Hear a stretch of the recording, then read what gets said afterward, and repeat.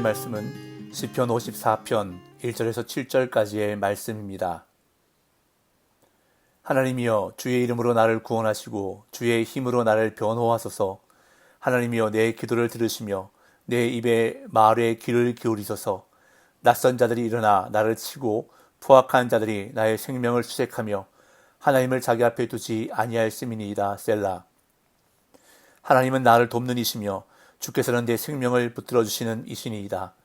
주께서는 내 원수에게 악으로 갚으시리니 주의 성실하심으로 그들을 멸하소서. 내가 낙헌 죄로 주께 제사하리이다. 여호와의 주의 이름에 감사하오리니 주의 이름이 선하심이니이다. 참으로 주께서는 모든 환난에서 나를 건지시고 내 원수가 보응받는 것을 내 눈이 똑똑히 보게 하셨나이다.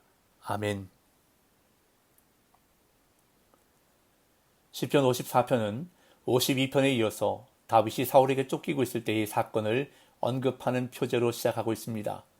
다윗의 마스길 인도자를 따라 현악에 맞춘 노래 10사람들이 사울에게 이르러 말하기를 다윗이 우리가 있는 곳에 숨지 아니하였나이까 하던 때에 사무엘서에 따르면 표제에 언급된 10사람들은 두 번에 걸쳐 사울에게 다윗이 숨어있는 것을 알려주는 것을 볼 수 있는데요. 제가 사무엘상 23장 19절과 사무엘상 26장 1절을 읽어보겠습니다. 그때 10사람들이 기브아에 이르러 사울에게 나와 이르되 다윗이 우리와 함께 광야 남쪽 하길라 산 숲을 요새에 숨지 아니하였나이까. 10사람이 기브아에 와서 사울에게 말하 이르되 다윗이 광야 앞 하길라 산에 숨지 아니하였나이까 하매. 이와 같이 본 시편은 다윗이 십광야에 숨었을 때 그곳 사람들이 사울에게 다윗의 거처를 밀고한 사건을 배경으로 하고 있는데요. 다윗은 하나님께 탄식하며 도움을 구하면서 자신이 어떤 공경을 당하고 있는지를 호소하고 원수들을 심판해달라고 요청하며 자신의 기도가 응답될 것이라고 확신하며 이 시를 노래하고 있습니다. 먼저 다윗은 하나님께 주의 이름과 힘으로 구원해 주시고 변호해 주시기를 요청하며 시를 시작합니다. 1절입니다. 하나님이여 주의 이름으로 나를 구원하시고 주의 힘으로 나를 변호하소서. 여기서 다윗이 하나님의 이름과 힘을 언급한 것은 하나님이 당신의 명예를 걸고 전능하신 능력으로 친히 그를 구원해달라는 간청입니다.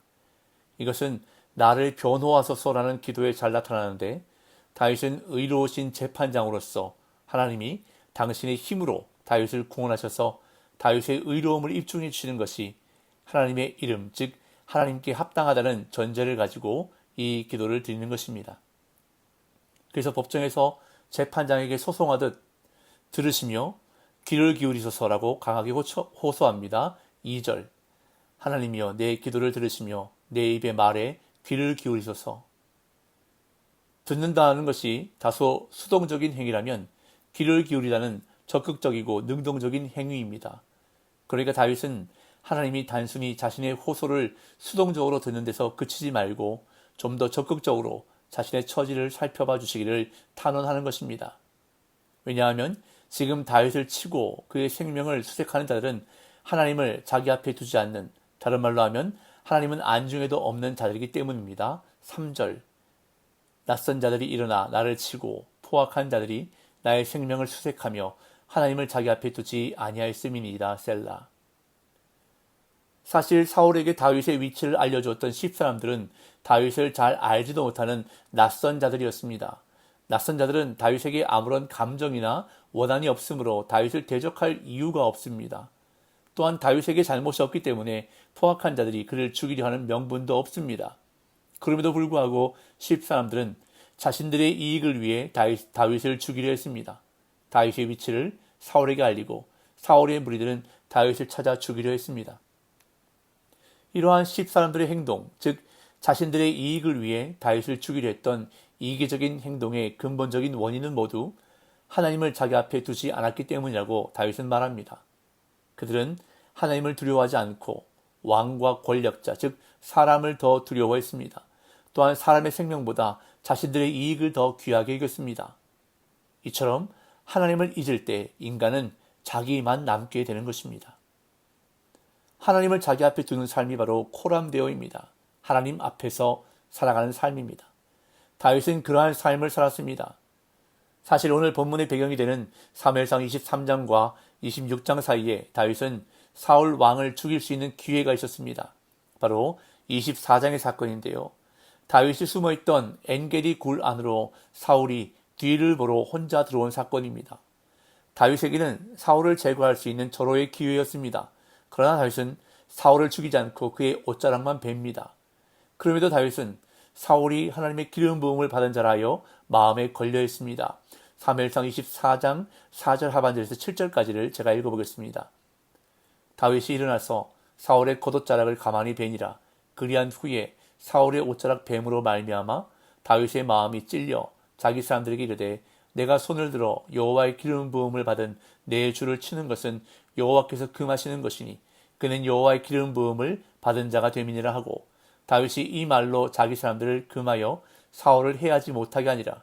사울이 일어나 굴에서 나가 자기 길을 가니라. 이것이 바로 하나님을 자기 앞에 두는 삶의 모습입니다. 하나님이 금하신 것을 어떻게 하나님 앞에서 행할 수 있는가라고 다윗은 생각했던 것입니다. 그렇기 때문에 다윗은 하나님과 자신의 관계를 이렇게 말합니다. 4절 하나님은 나를 돕는 이시며 주께서는 내 생명을 붙들어 주시는 이시니이다. 다윗은 절박한 곤경 가운데서도 기도를 들으시는 하나님에 대한 분명한 신앙을 고백합니다. 다윗의 하나님은 나를 돕는 이시며 내 생명을 붙드시는 분이십니다. 이러한 고백은 3절에 나타난 원수들에 대한 묘사와 정반대인데 3절에서 묘사된 원수들은 다윗을 돕는 자들이 아니라 치는 자들이고 다윗의 생명을 보호하는 자들이 아니라 죽이려고 하는 자들이기 때문입니다. 다윗은 자신의 어려움이 크더라도 하나님이 능히 자신을 도우실 수 있는 분이심을 확신합니다. 또한 어떤 위협 속에서도 하나님이 자신의 목숨을 지켜주실 것을 믿고 있습니다. 주께서는 내 생명을 붙들어 주시는 이신이다 라는 구절은 이렇게 직역될 수 있는데요. 주께서 내 생명을 붙드는 자들 중에 계십니다. 이것을 문자적으로 받아들이면 하나님이 현재 다윗을 돕고 있는 사람들과 함께 하셔서 친히 다윗을 도우실 것을 기대한다는 말이 됩니다. 이제 다윗은 구체적인 기도를 합니다. 5절 주께서는 내 원수에게 악으로 갚으시리니 주의 성실하심으로 그들을 멸하소서.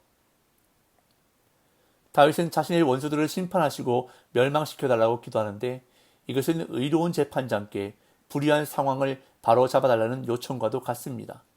다윗이 요청한 하나님의 심판은 다윗의 원수들에게 그들이 저지르는 악을 돌리시는 것입니다.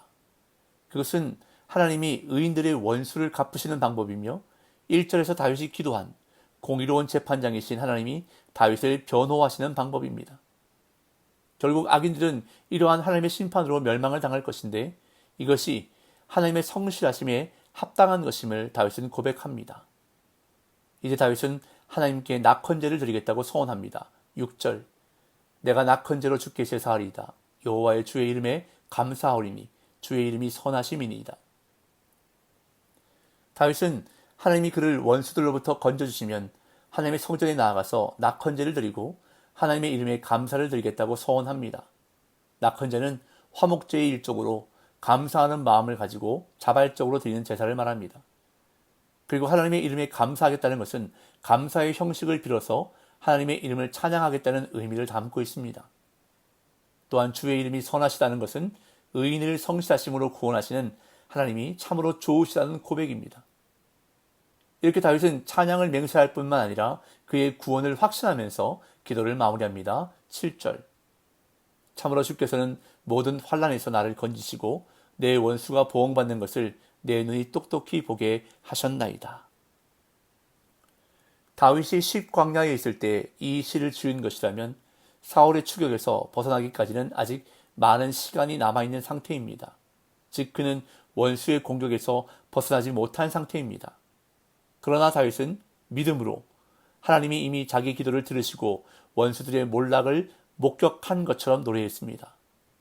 예수님께서 제자들에게 하신 말씀 무엇이든지 기도하고 구하는 것은 받은 줄로 믿으라. 그리하면 너희에게 그대로 되리라는 말씀처럼 다윗은 믿음으로 확신을 가지고 기도했던 것입니다. 믿음은 선택입니다.